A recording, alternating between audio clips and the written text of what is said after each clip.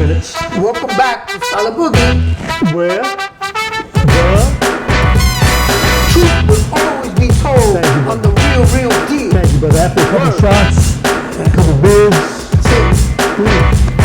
2022. No advertising. Coming back. No advertising. Coming strong.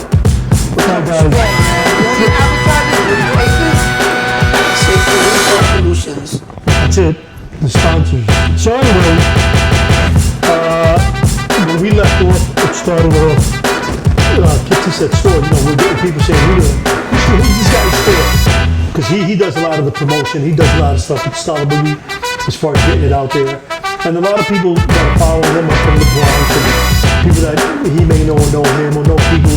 So it's weird to them where I am. In my case, Kid Terrific, I don't have to explain to my friends who he is because I brought him into Brooklyn. So, he had both sides on his side at that time. So, we're going to start the segment. We're breaking it. So now, I'm going to ask the questions. Mr. Kid Terrific. From the Boogie Down Bronx. Give me your history. Rockwell Association, Now, baby. your history, right? How you started, what age, if you remember. How, what, when, where, boom, boom, boom. So, I'm going to go back to about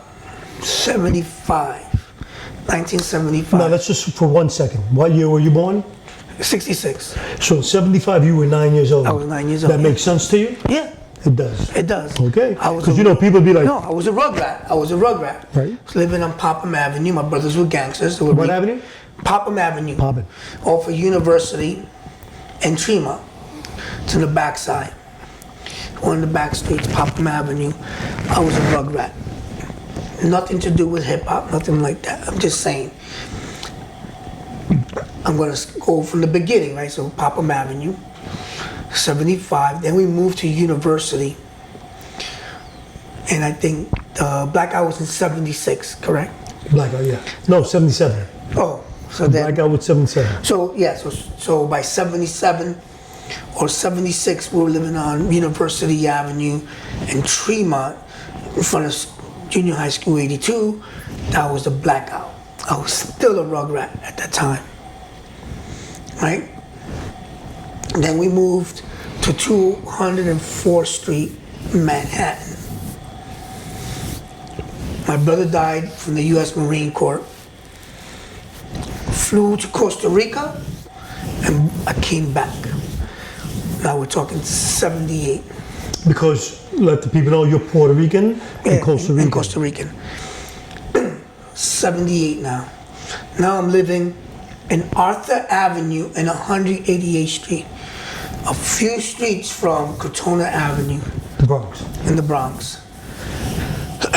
Now I'm going to junior high school. Junior high school 45. Junior high school 45, and anybody knows about hip hop, they know junior high school 45. I don't have to say shit. That's junior high school 45, Roosevelt, Fordham Road, so forth and so on.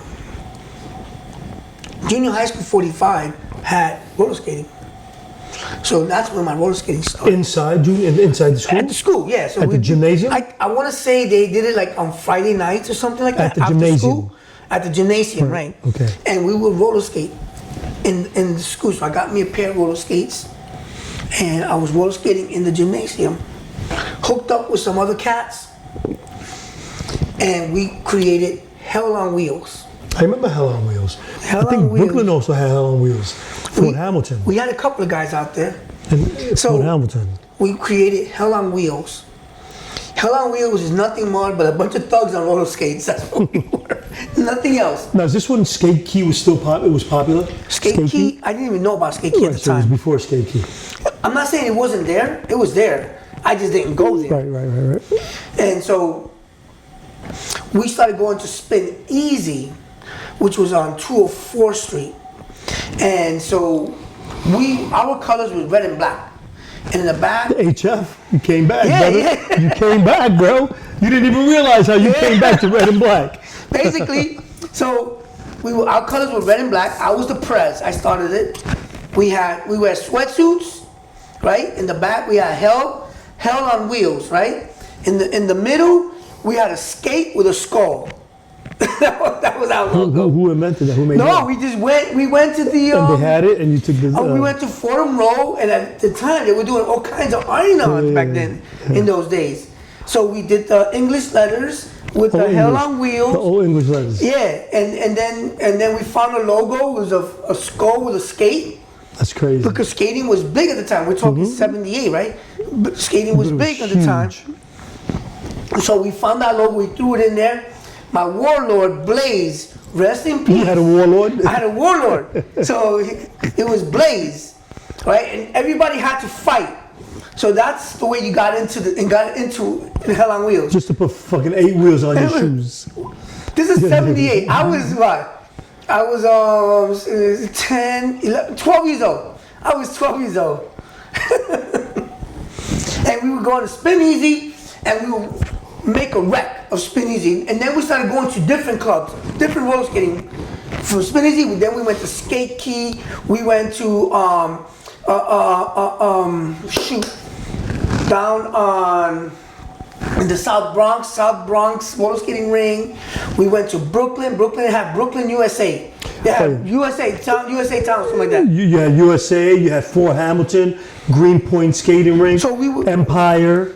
You had Empire. We went to Empire. Yeah. We started going to different roller skating rings, and our thing was Hell on Wheels. We'll go in there and we would antagonize the security and make them chase us. That was our thing.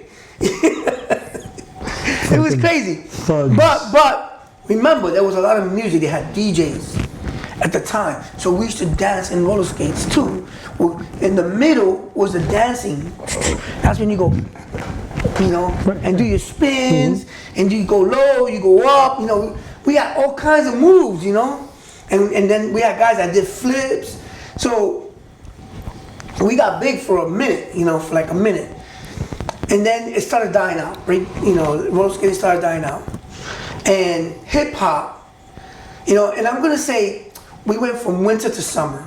Because winter ain't shit happening, it's cold. But that's why we did the indoor skating rink. Right, and it was fucking cold back in those days. Yeah, summer came. It wasn't like today. Today's fucking 60 degrees, we're talking January. Yeah. Those days, it was like below zero. Dude, it was freezing. It was freezing, so you want to be in a roller skating ring, right? That's where it was happening. True. And we were too young to go into a disco, so we wasn't.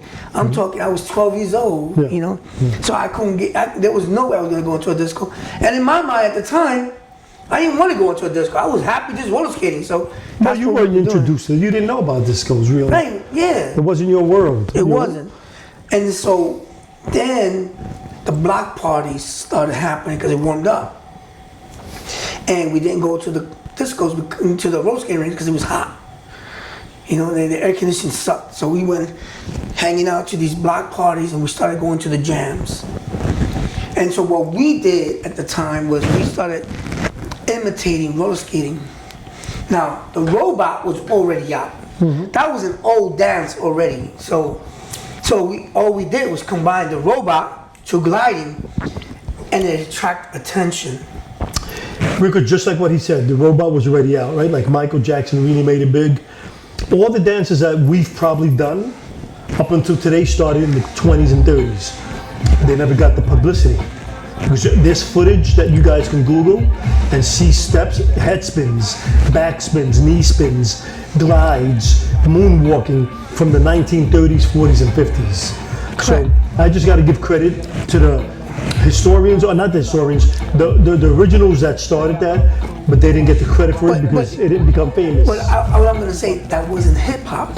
Of course not, but it's That wasn't but here it is, a form of hip hop now. So You know what I'm saying? So this is where it all becomes one, right? So now we're talking 79, 80, right? 79, 80.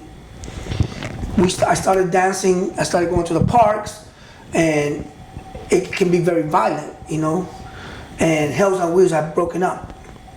That's when I met Rubber Band, and Rubber Band saw what I was doing, and Rubber Band said, "You want to be down with Rockwell?"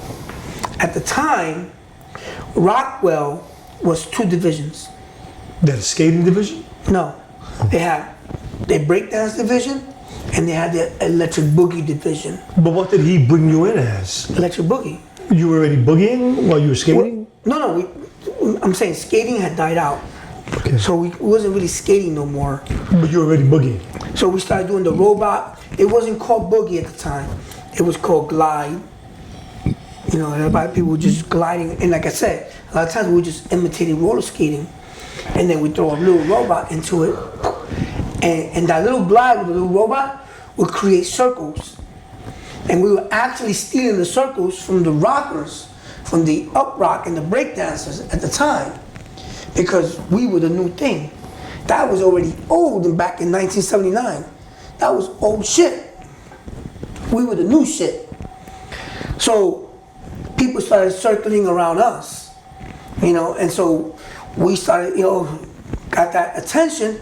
We started improving on our dancing, and we started battling. Once Rubber Band put me down with Rockwell, the next day I got me a doctor suit, what they call a doctor suit, which was scrubs back then, saying Rockwell Association. This is before the battles in New York City, where Rocksteady battled New York City Breakers. Rockwell was already rocking that. We would rock the La Tigre shirt, you know, Everybody saying had Rockwell, saying Rockwell Association, and we had the doctor suits, and we were going to Webster Park, we were going to Echo Park, we were going to Poe Park, we were going to St. James, we were going to 183rd. Katrona. You know, with Katrona was always, that was St. Martin's always. But Echo Park was further down. We went down to Bronx River Park. What was that park on Mashula? There was a park on Mashula that I used to go with Majesty. On Mashula? Mashula Parkway. Yeah, Mashula Parkway. That was all the way by Clinton. There was That's a Twin park Towers. up there that I used to go to. Twin Towers up there. That's Mashula Parkway up there. So, I mean, we were going to all these little battles back then. And it was all, to me at the time, it was never about money. All right, so let me just ask you something. So when do you remember, because when I met you, it already had a name, right? When do you remember saying, oh shit, this is Electric Boogie? Who gave it the name? How do you remember that? Because when I met you, So that's what it was called, Electric Boogie. So Boogie was always something that the MC said. It was always on the disco record. It was always in funk music. So Yeah, Boogie. but when did that start? When did that name come out to you So as a I'm dancer? trying to, yeah. So roller skating, we used to boogie. So boogie was a Boogie, oogie, oogie. no, boogie Get was a hip down. word. We got to go back to that time. Boogie was a hip word. It was no different from fresh, and this is prior to fresh. So boogie was a word that everybody would, you boogie. Well, boogie was a disco word. Get down, boogie, woogie, oogie. Yeah. So it was already a word in the ghetto community, in the urban community, right? So that was nothing. The electro came from the jams. When we went to the jams, we would listen to the music, and remember at these jams, who had the bigger speakers had the better jam. And this is why Rockwell was awesome, because Rockwell had some of the biggest speakers. But then the competition came in, and everybody started coming out with big speakers. So the electricity came from the beat of the speaker, and that's how we came out with Electric Boogie. So the electricity came from the speaker, and you would boogie, you would dance. See, but my thing is this, like, I know where I got the word law from. I know where, I didn't create it. Matter of fact, it came out 6 years before I even started. The word loft because of Dave Mancuso's house. It was a loft. So loft wasn't a dance, it was an apartment. It was a loft, he had a loft.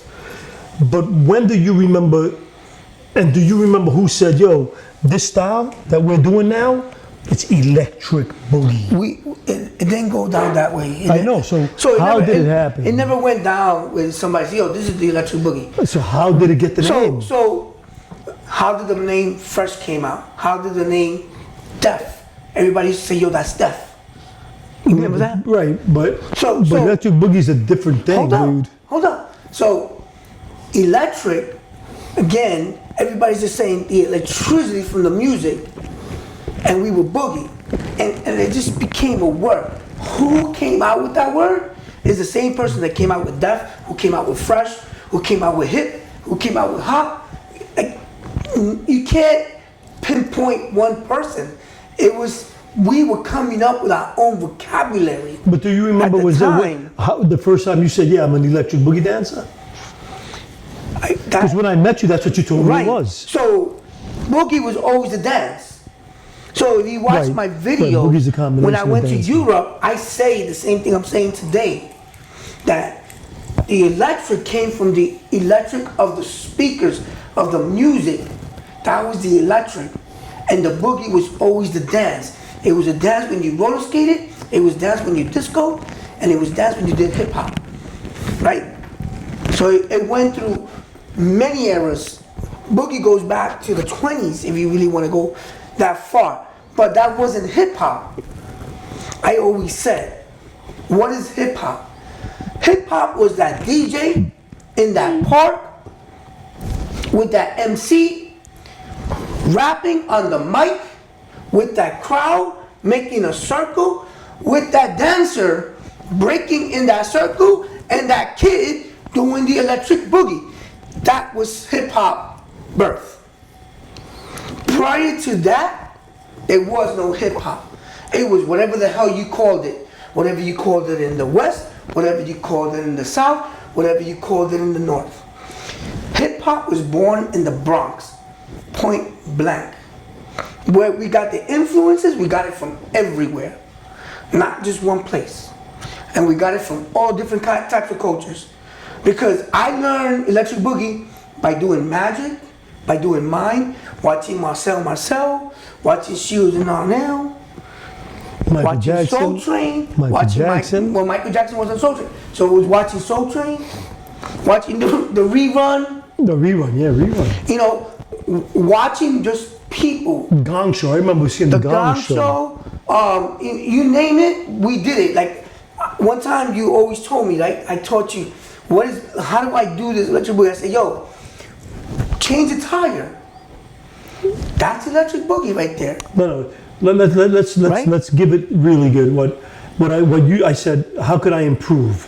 Because remember, you were hanging out with me every fucking day. We were together every day. I was for about a month. Taking that LL from the Bronx. The LL, the Latino logo. Yeah. And then all of a sudden, now we started breaking up. You had to go on tour, and I was like, damn, dude. Because to me, you were so much more advanced than me, right? Back in the day. And I caught it I didn't catch it as quick as I wanted. Because it was hard. It's a hard dance. But once I caught it. Like, one day, fucking something got in me and I got it one day. But how do I improve? I didn't know how to improve without having my teacher there, right? So I remember you were leaving on tour, you said, look, storytell. Create any fucking story you want and emulate it with your dance.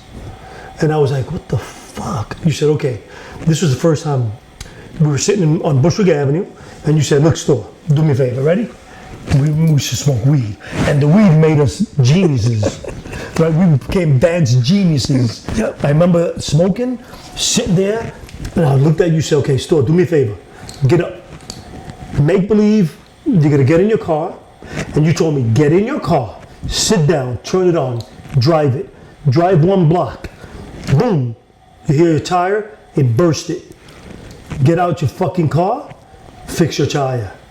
Get back in the car and leave. That's the first time I knew about storytelling. Because then I went, I walked to the car. Boom, boom, boom, boom. Got to my car, boom, boom, sat in it, boom, took off. I was driving. I hear boom, boom. I get out the car, boom, boom, boom. Go to the back, see a flat. No music. Remember, just like get into my trunk, open up the trunk, boom. Take out the tire, take out the fucking boom, boom, boom. Change the tire, put it back, boom, get in, and that's when I said, storytelling. And that's what it is. And then I started smoking more weed. And every time I would smoke weed, I'd be there thinking about stories. All right, dude, I'm gonna go rob a bank.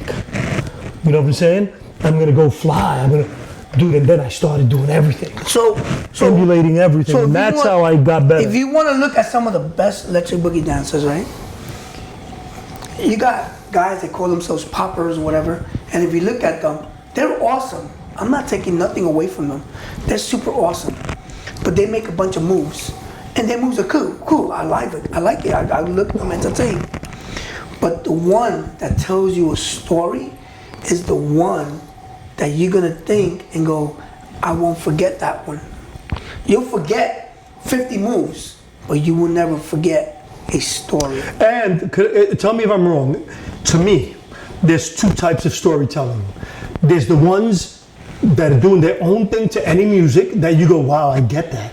I get the balloon. I get the. And then there are the guys that are following the words of the music. Whatever story the music is saying, they're emulating it with Correct. the storyline. Correct. So those are the two types of that's- stories. And that's where your talent comes out and your style. So again, going back to the roots, right? The roots of Electric Boogie is the music and the dance. The rhythm of the music and the dance. And I can tell you, we never went to California and see how they dance. They came to us first. And that is history records. They came here. California came to New York City to see what we were doing. And then they went back and made a movie called Breaking, or a documentary entering the breaking, whatever you want to call it. But they were imitating us. We wasn't imitating them because our culture, our mentality was, we're gonna come up with our own words. We're gonna come out with our own dressing. Our own lingo. Right, we had our own dressing. We No would dress fashion. up our style.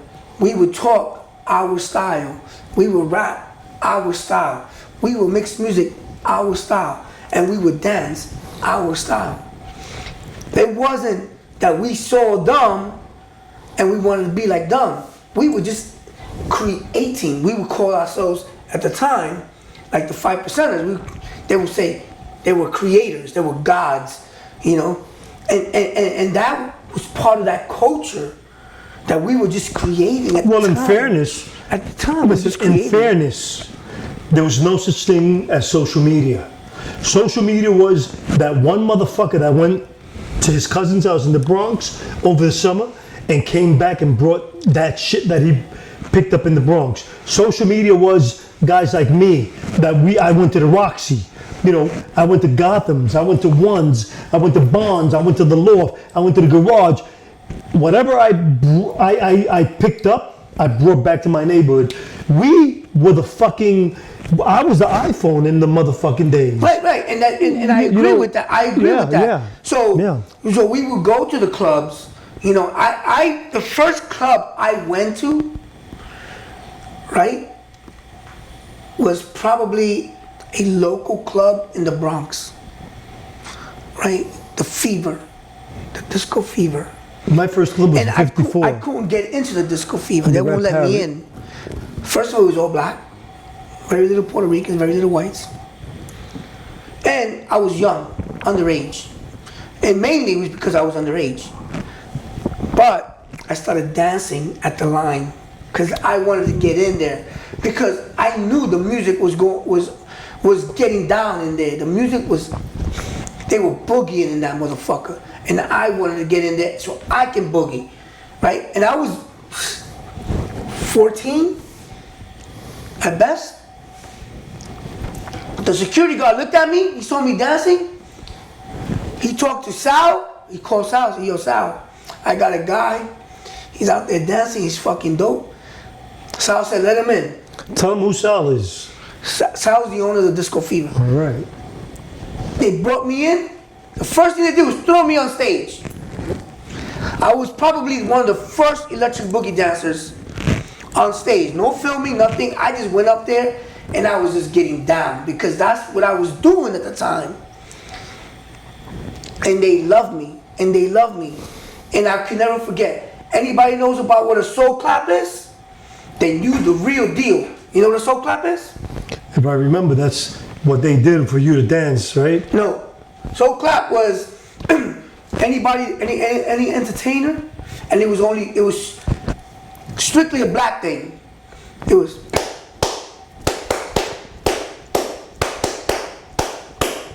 Now, nigga, So white people. But what did I just say? Hold up. White That's people. exactly what I said. White You said people no. Always clap like this. This guy's You watch a- the Merv Griffin show? They all went like this. You went to the Disco Fever. What did I just say? That's what I said. He told me no. You went to the Disco Fever, and you did a show, and they like your show. Right. Without the motherfucking music, you dance to what the people did. The soul clap. The soul That's what I clap. just said, nigga. You should know. You don't hear that shit today. I haven't gone to a club in the past 30 years that gave me a soul clap. That came from the Disco Fever because it makes you a believer. And that's the real deal right there. The fever always made you a believer. And that is the heart of hip hop right there. Everybody wanted to get into the fever, and I was one of the first kids that got in there because I just stood out there and I didn't give a fuck. And I went and I got into that motherfucker. And then from there, real quick, right? Let's go through this. You went from being a local dancer to meeting a beautiful person by the name of Charles Stetler that took you where? So before I met Charles Stetler, right? Sal was one of my promoters, and then he introduced me to this other dude, and the guy was like a heroin addict or something. And he had me going. But he would pay me. The dude would shoot up, but he would pay me, and he would take me to the Lower East Side to these raunchy little clubs. I've never seen those clubs again. But I'm talking back in the early '80s. They had these like these raunchy little clubs. Coming to after hours, man. Yeah, like these little raunchy little clubs, and they had these fucking bullshit fucking acts. And he would bring me to these little fucking, and he would pay me like $50. And me being a 14-year-old. Hey, $50 was a lot of money back in the day. So I was doing my thing. And I would go to an abandoned building, wake them up, like, yo, we got a show tonight? What's going on? The dude still had the fucking rubber band from the fucking. That's fucked up. From the fucking needle on his arm and everything. Wake him up, and he'd be like, yeah. And so I was doing like these little shows. So what happened was, I transitioned from, battling in the Bronx, right, to learning how to make money. And I was starving at the time. Bro, people used to clown me because I had no clothes. My sneakers were busted. You know what I'm saying? I was broke. Like they would clown me. So I would go and make money. This is the way I made money. I started working with my brother, Jonathan's father, down in Wall Street as a delivery boy. And I would battle motherfuckers in the street. That were making money. I would battle them, and then I was wearing a complete white outfit with an apron, right? Because I was delivering food, and I would pull out the apron and take all their money. Did I tell you that in Wall Street I was one of the first boogie boys in Wall Street to come out? And there's the Post did a newspaper article on me. I think it was '84. Me dancing in the streets for money. I was doing that before that. But I'm saying, I never really did it for the money because I was always embarrassed. But I had my crew dance, and I would do one step to come, and then my crew would make the money. And we got to put that picture up. So this is what I was doing, right? I was collecting money like that, and then I was working for a Jewish vegetarian restaurant, and they would call and request me from the World Trade Center. And they say, yo, bring the dancer, the robot dancer. And I would go up to the World Trade Center, and you had, back in those days, they call them yuppies, right? Like these yuppies, they had all this money, and they would be like, yo, dance for me. And I would dance, I'd drop off the food that they ordered, I would dance, and they would hit me up with big tips.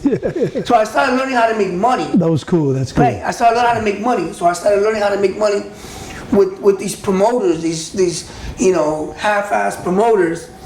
And then I met Charles Stetler at the Disco Fever. That's where I met Charles Stellar. So when I hooked up with Sal kind of started promoting me, but he wasn't interested in dancers. He was interested in the rappers. So he pushed me onto Charles Stetler, and then Charles Stetler put me in the Tin Pineapple competition, right? Competition. We were just talking about that earlier. I don't think I competed in the Radio City Music. You did not, because I was there. No. You did not. So he had like different competitions, and I think that's the day the Fat Boys performed. Yeah. Dude, all these groups came out. But I think I competed at the Fever, Right. and Charles Stetler liked me. And then he hooked up with you, and we were supposed to go to Europe. Switzerland together. And I didn't have my, at that time, the first time, I didn't have my passport. So I ended up going with Extra to it Europe. was supposed to be me and you, and I couldn't get my passport. This is back in '82. Flashdance just came out. So, and so Flashdance went big in Europe. And so when they saw me out there, they went crazy. They went crazy. Me and Extra, we were like rock stars. How the fuck did you get your passport? Oh, I went to Costa Rica. Remember I said earlier. Oh, see, I didn't have a passport. So I already had a passport. Dude, I cried because remember Charles Sutler went to my mother and my father. He came to Williamsburg. He said, "Look, your son, I love the way he dances. He's a kid terrific. I want to take him to Switzerland first." And my parents said, "Okay." They said, "Okay, he needs a passport." This is after the movie. This is after the portfolio. I didn't have a passport. No, I was gonna boogie it. No, boogie. Yeah, me and you were gonna be partners. Yep. But I ended up with Extra. I know. Extra was from Jersey. We didn't mesh good, I'm telling you right now, because in my mind, you're from Jersey. So to me, at the time, you cross the GW, you're rich.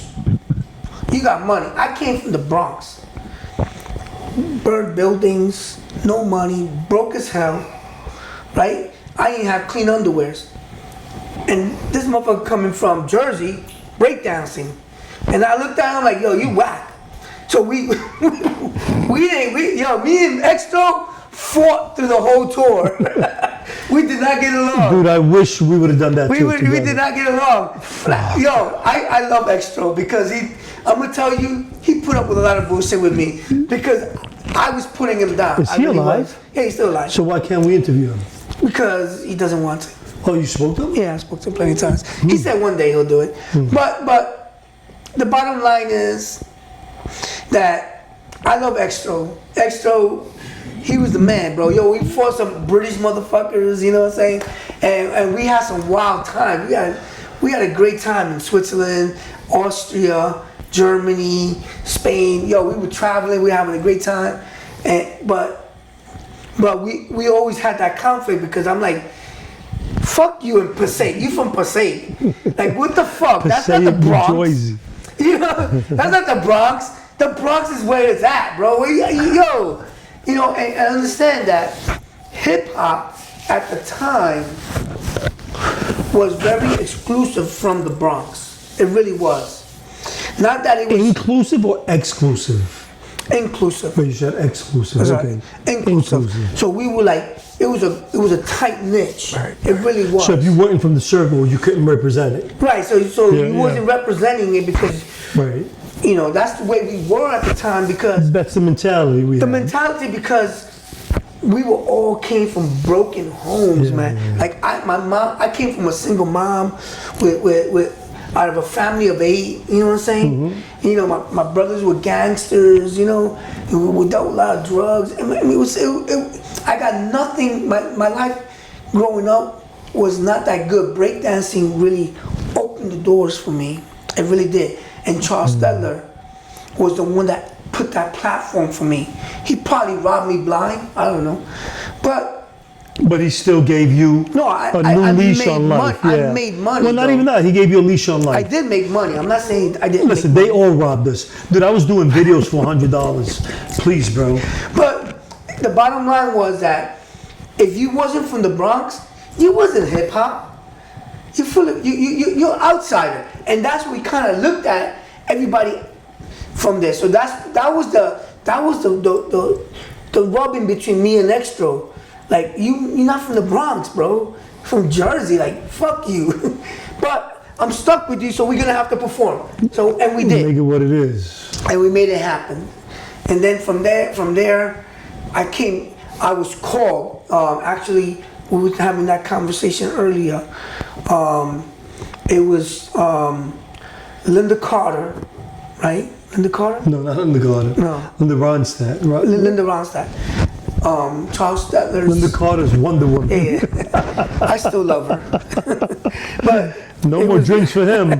Linda Ronstadt, Charles Stetler's wife, calls me and she goes, yo, you need to come back to New York City because they were doing B Street. They were doing B Street, so she wanted to throw me in B Street. And that's why I didn't get a good lead in it because I was in Europe. And I auditioned. I got a call back to be a lead. I didn't get an audition or nothing. Oh, no. I got my t-shirt. I auditioned. They called me back to be a lead.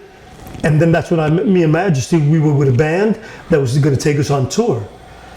And I said, fuck this shit might not make it. And I left on tour. So I said, okay. I wish I would have taken Beach Street. I told Extra, fuck you.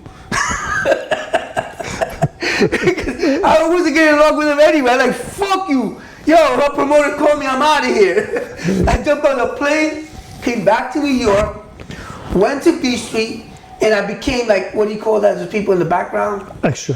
I became an extra because I got there too late for me to get in. Yeah, kind fuck of. that. That's why I wasn't gonna be an And extra. it was okay. It was okay. Yeah. And then they had the big breakdance contest.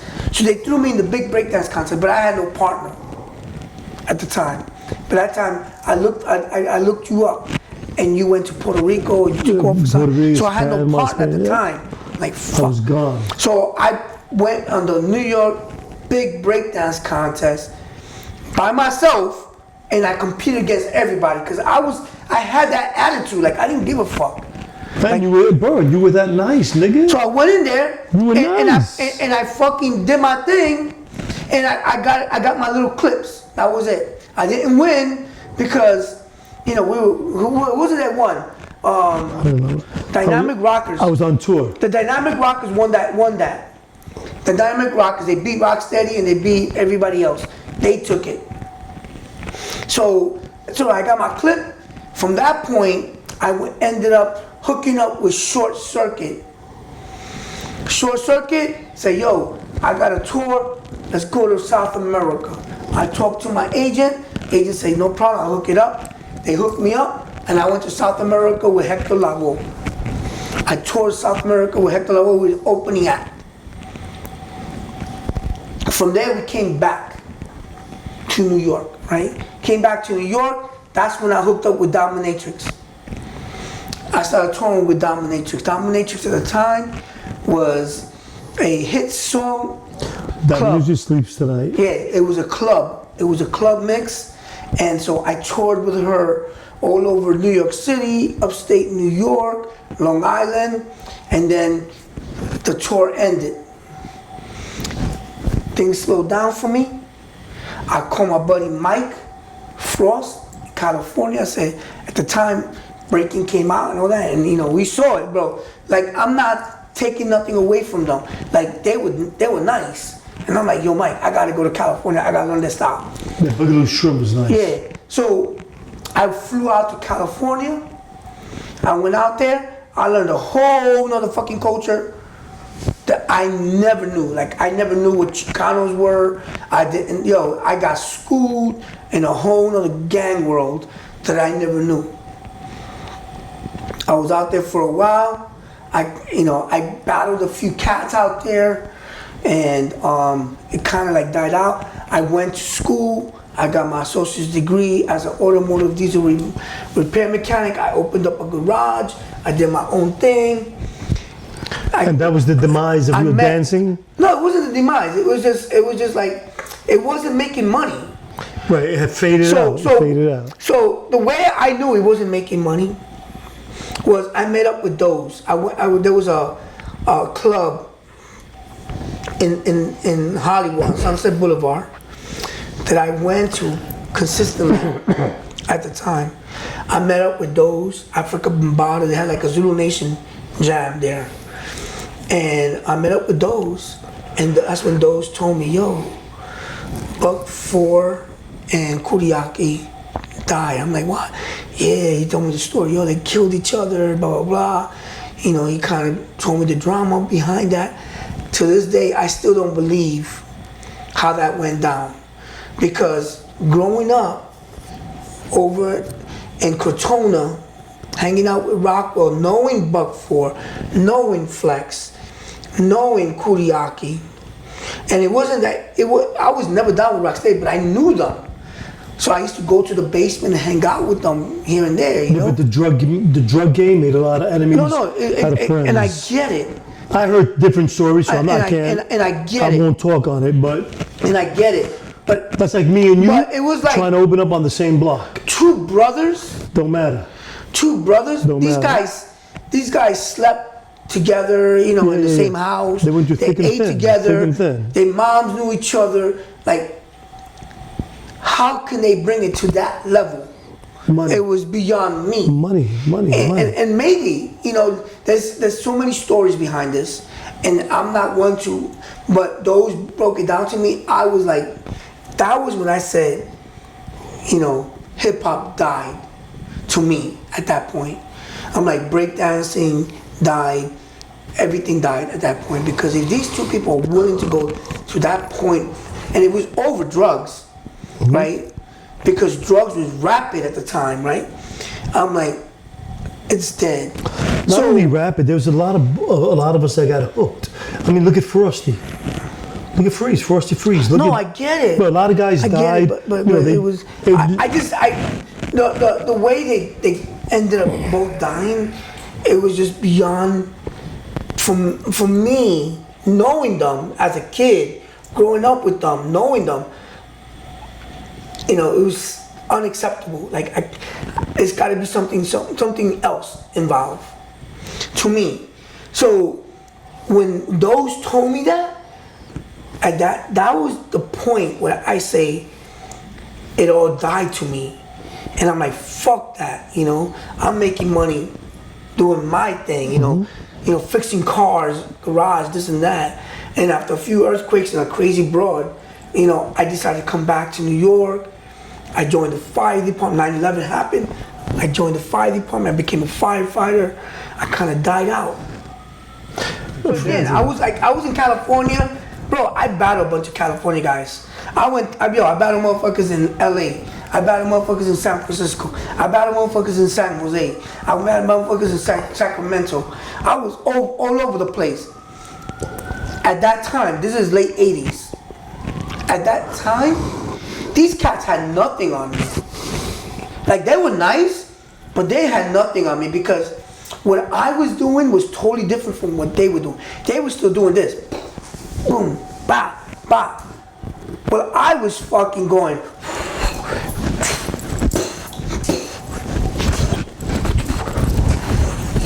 And they didn't know that. They didn't know about that. They waves sucked at the time. They waves sucked. So I was doing waves. I was doing glides. They just didn't know. I went down to Manhattan Beach. What's the other joke? Like, you making nickels and dimes. I'm fucking fixing people's cars for $100. I was making $100,000 at the time. So, you know, at the time, you know, like, you gotta get into that mentality. So I was like, to me, it was the breakdancing was a joke at this point. It was just having fun, nothing else. It was no more, I'm gonna go out there and want to make the next movie, because there was no next movie. There wasn't. Yeah, the movie didn't come out again with breakdancing until the late 90s. In the 90s, you know, like Step Dance, something like that. And it's crazy, because like what you said, dude. I give respect to Fable, Wiggles, you know, all these guys, you know, how could we not, Pop and Pete, you know, all these Sugar Pop. Bro, what they did was awesome. They made a career of this dance. And they're still making money off of it. You know, and I respect that. They put their kids through college. Where I draw the line, where do I draw the line? I draw the line when you cancel the Bronx and the Electric Boogie. That's where I draw the line, because the Electric Boogie was the original dance to hip hop prior to all these other dances. Like, you can say you were doing the robot, you were doing popping 30 years ago. I don't care. It had nothing to do with hip hop. 40 years ago. 100 years ago. I don't care. Because that was exclusive. And what I said earlier, we were a tight-knit community at the time. And therefore, to say that you're part of hip hop, we would look at you like, fuck out of here. You out of your mind. And that was my beef with Extro, because I looked at him from Jersey. You wasn't from the Bronx. Well, you wasn't living it. Right, You picked it up, you wasn't living it. Correct. Right, what he means back in the days, if you weren't living it and you just adapted it from another city, state, then you were fake. You were fake. And that's Yeah, what, you weren't that's the real why, thing. that's Yeah, why yeah. I hold on to Electric Boogie and breakdancing, because that was part of that era. From the late 70s into mid 80s, right? And then it exploded. It exploded, or early 80s. I'm gonna say early 80s, because Flashdance was the one that exploded Prior to Flashdance, nobody cared what Soul Train was doing. Nobody cared about the Gong Show. And it was such a small part of the movie with Freeze. Right. And oh wait, you didn't even talk. We're gonna do this another time, because you didn't even talk about you and Normski. Yeah. And Flashdance became Normski and Mr. Freeze. Yeah, me and Normski were the we guys. hooked up, bro. Yeah. Normski is the one that took me to Studio 54. You and Normski were partners at one point. Yeah, and we toured to Mexico. We did a commercial over there. And me and Normski were cool. But it doesn't really matter. I'm just saying that it was BX crowd. It was a small crowd in the BX. Black, Puerto Rican, white. It was a small crowd. And from that small crowd, it didn't blow up to like Flashdance, Wild Style. Those are the movies that really came out and blew it up. And then Beach Street came out there, and then Breaking. And then Breaking 2. And that's when California got involved. But prior to that, nobody cared about California, and that's what I keep saying. And then we did an interview with Alien S, and Alien S says that too, so you have to watch that interview. But We have it. Alien S, a couple of years ago, when he interviewed with us, he said the same thing I'm saying. Nobody really cared what happened back in those days until Wild Style and Flashdance came out, and that's when it blew up. And then all of a sudden, California at the time was Hollywood big time, and they had big money, so they came out with big movies. Because if you look at Wild Style, low budget. Back in those days, low budget meant 2 theaters, maybe 3 theaters at the best. But meanwhile, they did what Hollywood does. They incorporated some white and black people that had nothing to do with this lifestyle and made it about the actors. The main characters were beyond the Boogaloo Shrimp and the, what's his name, the other guy? Oh shit, the Spanish guy. The Spanish guy. The Boogaloo Shrimp, the other guy, I forgot his name. Sorry, brother. No, it's no disrespect, but I'm just like, No, but bro, Hollywood took it. I'm boogie down OG. Listen, Hollywood took it, they brought it up, then they destroyed it. So, God bless, brother. Peace, and everything else. Everybody saw me do this all day, dude. My fucking eye ducked. I gotta get surgery on my fucking eye. I got these motherfucking. Come on, dude. God bless y'all. Happy New Year.